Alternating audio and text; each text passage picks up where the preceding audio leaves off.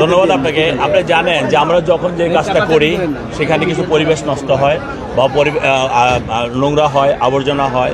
আপনারা দেখেছেন যখন আমাদের নেতা জনাব তারেক রহমান 25 ডিসেম্বর বাংলাদেশে এসেছে, 300 ফিট আমরা সমাবেশ করেছি এবং সমাবেশের পরদিন 25 তারিখ পর থেকে 26 তারিখ সকাল থেকে কিন্তু আমরা সেই জায়গাগুলো পরিষ্কার পরিচ্ছন্ন করেছি।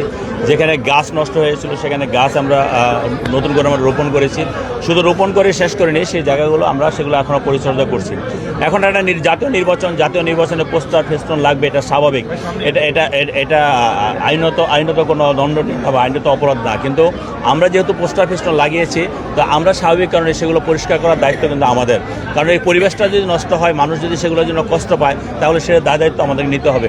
এবং সেই দায়বদ্ধতা থেকেই কিন্তু যেহেতু এই পোস্টার ফেস্টুন আমার এবং আমার কর্মীরা লাগিয়েছে বা আমি আমার প্রয়োজনে লাগিয়েছি, এখন আবার জনগণের প্রয়োজনে আমি সেগুলো রিমুভ করব।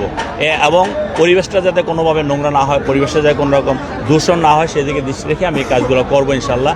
নেতাকর্মীদেরকে আগে নির্দেশনা দিয়েছি, সে নেতাকর্মী গতকালকে থেকে শুরু করেছে। আপনারা দেখেছেন। আমি আশা করি খুব অল্প সময়ের মধ্যে আমরা ঢাকা 18 সনকে পরিষ্কার পরিচ্ছন্ন করে ফেলতে পারবো।